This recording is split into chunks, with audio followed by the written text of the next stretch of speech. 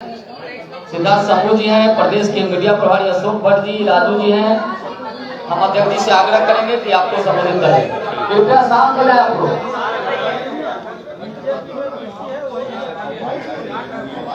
अच्छी बात यह है कि आज जब शिक्षकों का और जो बच्चे,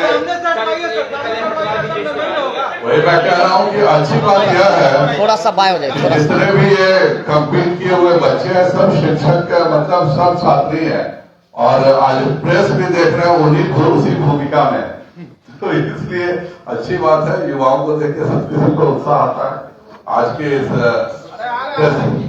ठीक है। ओम शांति।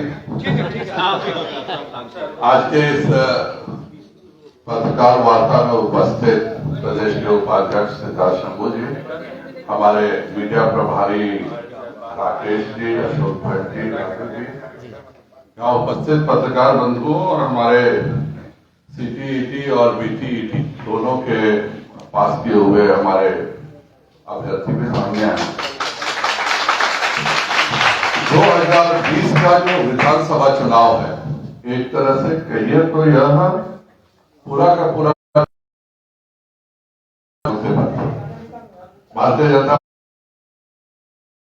पार्टी के प्रदेश अध्यक्ष के रूप में हम लोगों ने जो वादा किया था कि हम 10 लाख रोजगार के अवसर उपलब्ध कराएंगे, और हमारे जो विरोधी दल थे उन्होंने भी वादा किया था, बिहार की जनता रोजगार के अवसर का वादा किया है।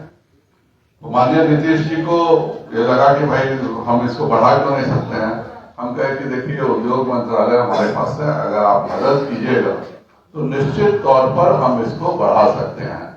और पूरे एनडीए में हमारी और नीतीश जी की सहमति बनी और सरकार बनने के साथ हम लोगों ने 19 लाख रोजगार के अवसरों का वादा बिहार की जनता से किया था। हम सब लगातार उस पर काम करते रहे। काम दो तरह से हुआ, एक सरकारी नौकरी के रूप में, एक दूसरे के रूप में। नीतीश जी के साथ मिलकर के हम लोगों ने पूरी कितनी नौकरी खाली है वह हम लोगों ने इसका जांच किया। 2 लाख हम इंडस्ट्री में इस तरह की योजनाएं बनाएंगे कि 17 लाख लोगों को रोजगार हमारे उद्योग के माध्यम से, अन्य माध्यमों से मिल सके। और उस पूरे 2,35,000 में 1,15,000 नौकरियां जो थी वह सिर्फ और सिर्फ शिक्षा विभाग की निकली थी। इस पर हम लोगों ने लगातार काम करना भी शुरू किया। मार्च में लगभग यह फाइनल हो गया कि ठीक है, विजय जी से भी बात हुई थी, सबकी बात हुई थी, और यह केवल बात तो होना काफी नहीं है। उस समय के तत्कालीन शिक्षा मंत्री जी ने सदन में यह आश्वासन दिया, और हम लोगों के बात के कारण ही दिया। हम लोगों ने जब यह निर्णय कर दिया कि हम 1,15,000 शिक्षकों की देंगे, तो बकायदा विजय चौधरी जी ने शिक्षा मंत्री के रूप में, और सबसे जो दिलचस्प बात यह है कि प्रश्नकर्ता वह व्यक्ति थे जो आज स्वयं शिक्षा मंत्री है, और उन्होंने यह प्रश्न चंद्रशेखर जी ने, एक बहुत बड़ी संख्या है और हम इन सबों को निश्चित तौर पर नौकरी देंगे। यह सदन में एनडीए के शिक्षा मंत्री के द्वारा दिया गया बयान है। आप चाहें तो आप सबों को मैं दे भी सकता हूं। यह प्रश्न हुआ था माननीय चंद्रशेखर जी के द्वारा 25/6/2022 को। उसके पहले भी 7 मार्च को भी यह प्रश्न आया था। उस समय भी विजय चौधरी जी ने यह वादा किया था। हम लोगों ने, बिल्कुल दिखा सकता हूं मैं, तो ये तो सबसे अच्छा तो यह है कि आज के वर्तमान के जो शिक्षा मंत्री हैं, यह उन्हीं के द्वारा पूछा गया प्रश्न। तो यह वर्तमान के शिक्षा मंत्री जो उस समय सामान्य विधायक थे वह प्रश्न करते हैं, और जदयू के शिक्षा मंत्री रिप्लाई करते हैं कि हमारे पास सीटीईटी और बीटीईटी के अभ्यर्थियों की पूरी संख्या, और हम इसको करेंगे। और हम लोग लगातार लगे हुए थे, क्योंकि हमने वादा किया था 19 लाख रोजगार का, 10 से 19 किया था। नीतीश जी के वादे पे तो हमें था कि 2,34,000 हर हालत में सरकारी नौकरी हम देके निश्चिंत हो जाए। नीतीश जी के मन में उसी समय था कि कुछ ना कुछ बेईमानी थी, तो रोज हमको कहते रहे कि आज करेंगे, कल करेंगे। हम लोगों का लगातार दबाव भी रहता था कि सरकारी नौकरियां दी जाए, और उसी के तहत चाहे वह 10,000 पुलिस की नौकरी हो, चाहे वह 10,000 आपके राजस्व विभाग की नौकरी हो, इन सब नौकरियों को हम लोगों ने दिया गया। सरकार बदलती है और आज तक 6 बार नौकरियों का मेला लगा है, और उन सब मेले में उन्हीं को दिया गया है जिनको पहले से नौकरी मिल चुकी थी।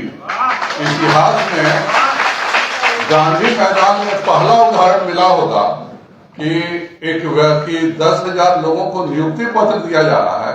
नियुक्ति पत्र का मतलब होता है कि आज से आप नौकरी शुरू कर रहे हैं, और आप पुलिस की बाकायदा वर्दी में आ करके नौकरी नियुक्ति पत्र लेने का ढोंग करते हैं, क्योंकि आपकी नियुक्ति तो पहले ही हो चुकी थी। तो हम लगातार फैन फेयर लगाना आजकल नया शुरू हुआ है। हम लोग 10-10 हजार करके 40,000 नौकरियां पहले बांटे हैं, अब वो 6 चरण में उन्हीं को दोबारा दिया जा रहा है। मेरा हम लगातार इसकी बात कर रहे हैं कि भाई जो वादा हम सबों ने मिलकर किया था, हम दोनों ने मिलकर किया था, और आज जो दल तीसरा दल जो सत्ता में है, वह तो वादा किया था कि पहले ही दिन 10 लाख नौकरी साइन करेंगे।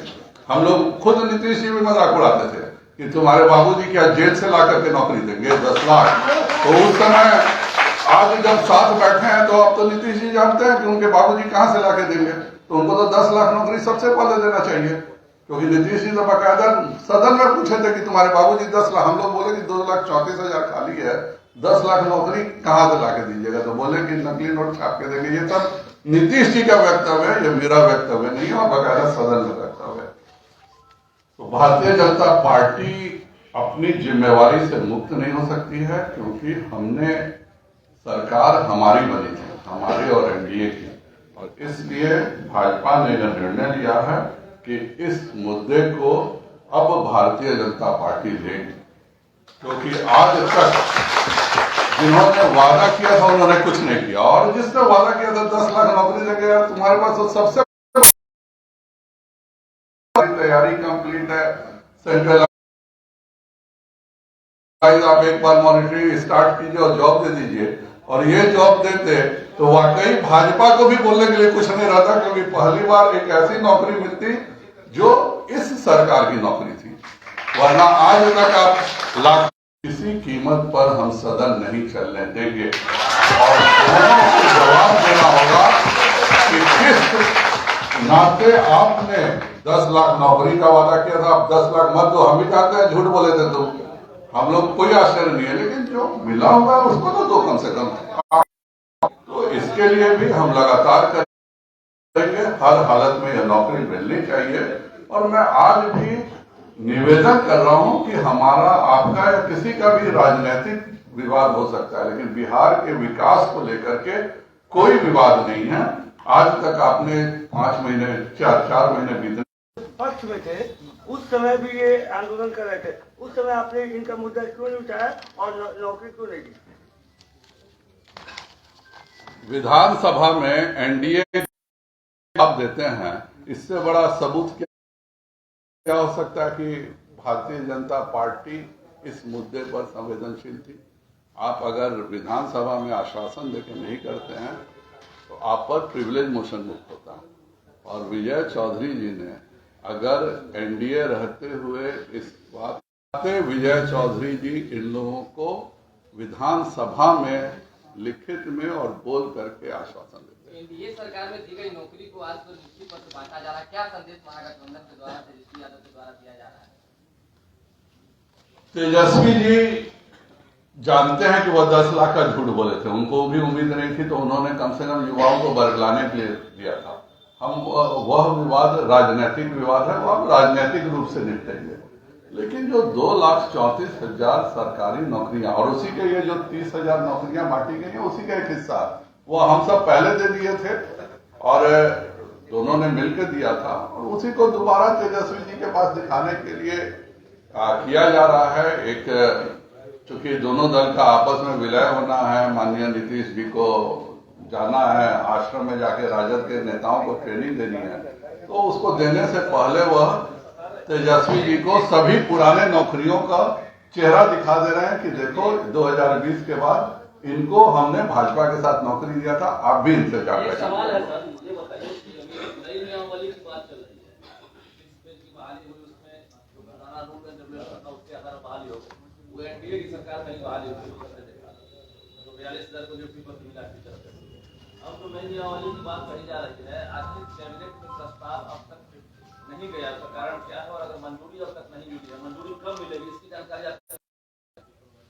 इसकी जानकारी इस विधानसभा में निश्चित तौर पर बिहार की जनता को भी मिल जाएगी, क्योंकि हम सरकार के हिस्सा थे पिछले विधानसभा में, और खुद मंत्री जब विधानसभा में खड़े होकर, चाहे वह भाजपा का मंत्री हो चाहे जदयू का मंत्री हो, वह स्वयं खड़ा होकर के कह रहा है और इनकी मांग हर जगह हम साथ देंगे। और मैं तो पुनः तेजस्वी जी से हाथ जोड़ के रिक्वेस्ट करूंगा कि आपने 10 लाख नौकरियों का जो वादा किया था, इन बच्चों को नौकरी दीजिए। हम भी आपको धन्यवाद देंगे कि कम से कम आपके 10 लाख की संख्या घट करके 8,85,000 हो जाएगी, 1,15,000 तो वाकई आपके पास बोलने को हो जाएगा।